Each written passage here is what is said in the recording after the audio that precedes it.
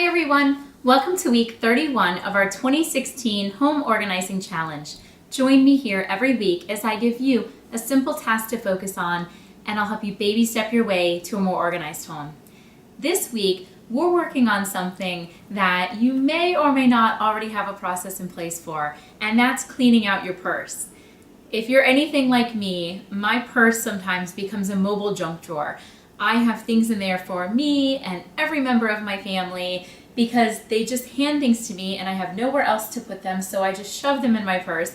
And then towards the end of the week, I start to feel the weight of that purse on my shoulder and say, okay, it's time to start cleaning this thing out. So what I've done is I've emptied everything out onto a table so I can take a look at exactly what was inside my purse. I can put back whatever I need in my purse, and then I can either throw away or find another home for the things that I don't need. So that's what we're going to do this week.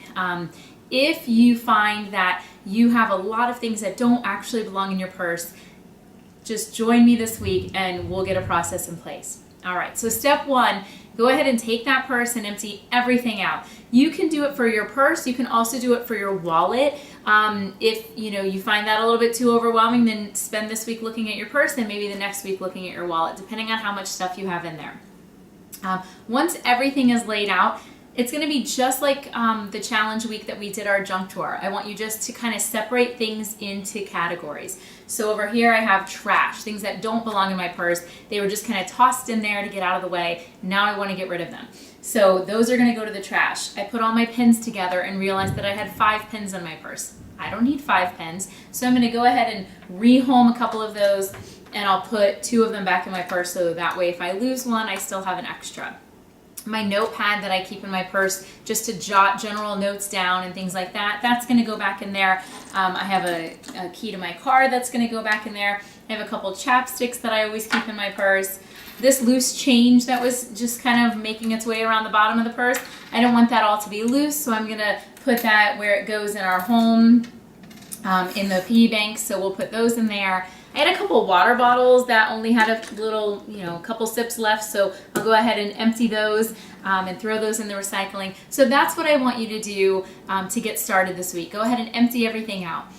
Figure out what you want to put back in. When you put it back in, sometimes it's kind of hard to organize the inside of a purse. I feel like the bigger the purse, the bigger the mess, because everything just gets jumbled together.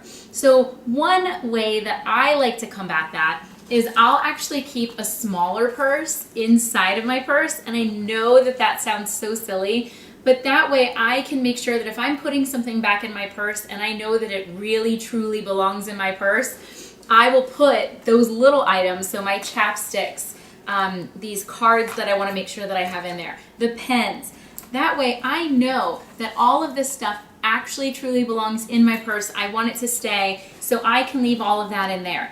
And then throughout the week, as I'm throwing all those other items in, the trash and all of the other items that don't actually belong in there, I just have nowhere else to put them at that moment.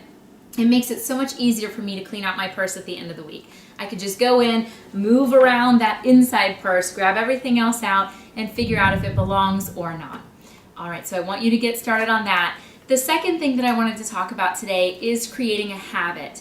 If you've listened to any of my other videos, you know that I always say in order to get organized, you have to create good habits, whether that's creating good habits for yourself, your spouse, or teaching them to your children. So really, keeping your purse organized is all about setting up a habit to work on it throughout the week. Whether it's one time a week, maybe at the end of the day you can grab those extras out. If you can't get to it every day, at least focus on it once a week, because that way you can start the next week kind of fresh with, that clean slate.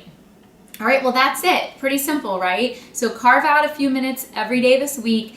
Figure out the best fit for your purse, for everything that's going into your purse, and start creating those good habits. All right, well, that's all we have today. Have a great week. Leave me some comments if you have any questions, and let me know if anyone else is using that purse inside of a purse system. It's been working for me for years, so hopefully maybe it'll work for you. All right, bye-bye, everyone.